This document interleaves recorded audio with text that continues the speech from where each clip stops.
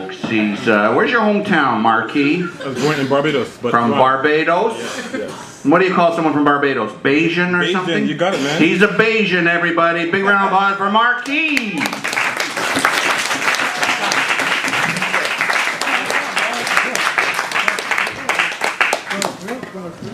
Thank you, Russell. Thanks a lot. Thanks a lot. First of all, I'm going to say, I'm not a comedian, okay? I just talk funny. I have this voice, I have this affliction. So I talk funny, so pay attention, please. Well, I was born in Barbados, the last of 5 kids. 5 kids. Can you imagine the competition? There's always someone doing something before you. My sister was good in math, my brother was good in sports. I had nothing. But since we lived in a farm, guess what I did? I learned how a farm worked. I learned how to inseminate cows. You guys know how to do that? Does anyone here know how to inseminate cows? You might know. No? Anyone else? No, but seriously, it's a very important skill you must have. I learned it from my dad. I learned it to help my dad out. Since I was the youngest, I had the smallest hand. And you know, there's a bull and a heifer, right? So the bull has to mount the heifer. So what I would do, I would stand on a block, stick my hand in, and at the appropriate time, I would squeeze the prostate. You know what prostate is? That's where all the stuff is. So that was my job. I helped inseminate the cows, and you know what? I was a favorite son for that because it brought a lot of money into the family. So, but you guys, you've been born here. You've never done that, right? You guys, your life is too soft and too. You guys you're cushioned, and you guys you need to go to the country and live life close to nature and help nature and observe nature. That's what I did. But I'm here with you guys now. I love being in Toronto. This is a great crowd, a much older crowd. And it feels kind of strange. It feels like I'm kind of at an auction, but not the nice auction. You know what I'm talking about? I don't know what it is, man, but I just feel a bit nervous. So guys, no sudden movements. If you don't move suddenly, nothing like that, don't be looking at my teeth and that kind of stuff, because that's not going to happen tonight.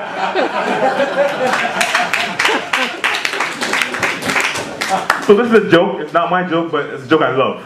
Back in the 50s, at the height of racism in the South, 2 kids, 1 black, 1 white. The black guy says, "My dad is so racist. He has a Cadillac." And when he sees the white person, he presses the horn, he goes, "Honky, honky."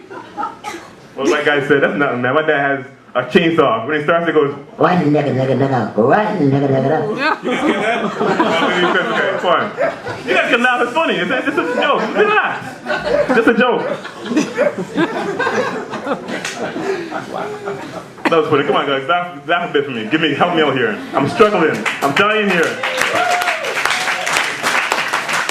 So being a person of color, I have a lot of experience. A lot of experience with the police. They love me. So they really love me. Every chance they get, they come and make sure I'm okay. And they have my own personal name for me. They call me You Fit the. You fit the description. I always fit the description of someone who did something. It's like, because I'm this size, I look guilty. But it happens all the time. There's nothing I can do about it. It's part of life, you know? It's like being rich. You're a rich guy, probably. You have your perks. That's your lot in life. But my lot in life is to walk around being scared of cops. I tell you, I remember the first time I was scared of cops. My father, I was 8 years old. My father pulled me aside and said, "Boy, don't you ever let a cop come here for you." I swear to God, the next week a cop came to my house. I was sweating. I was like, what the heck's going on? I have to leave home now?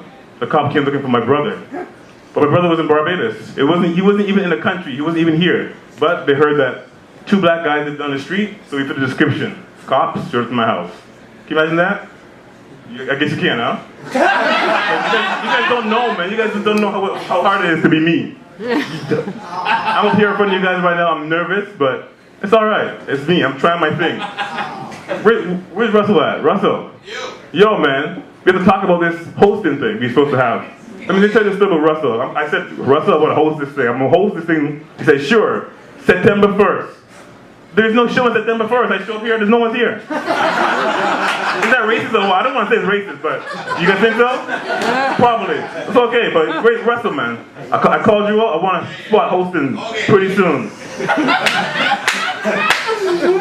Growing up here in Toronto, I met a lot of people. I met a guy from Mozambique. His name is Moses. Moses came to our school when we were getting beat up by Italians. These Italian guys were just beating us up every day, until Moses came. Moses was from the country, from the bush. So I said, Moses, the guy over there, that guy's beating us up every day. So but after school, we rolled up on him. Moses said, which guy? Show me this guy. Moses took out like a dart. Shot him right there. The guy's walking home.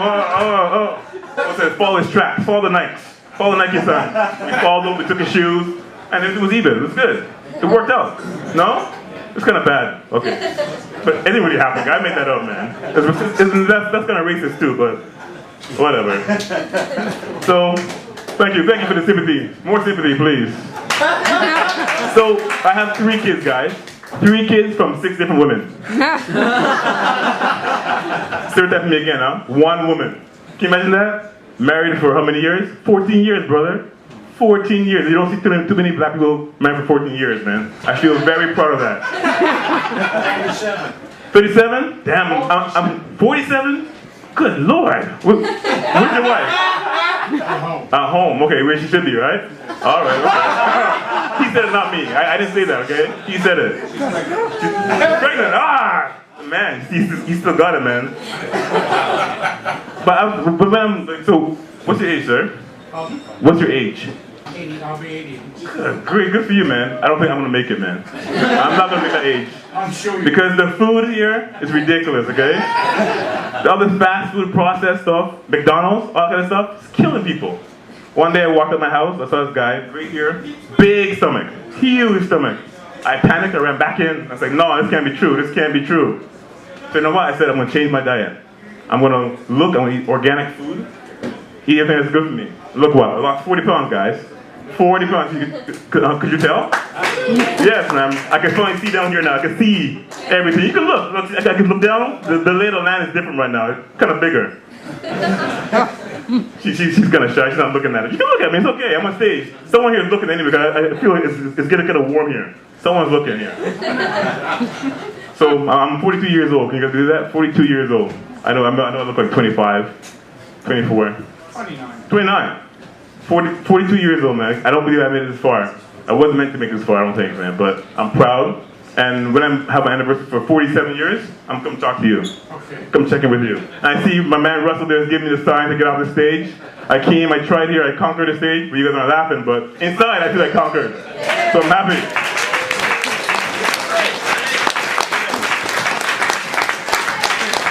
Marquis, everybody. Trev Lewis. I did tell him he could host, and I forgot it was a long weekend and we didn't do a show. Racism had nothing to do with it, my friend. No way. Lauren. Okay, folks, I should mention this too. This was a housekeeping item. If you're performing on the show and you get the little light from the back, this is the get the fuck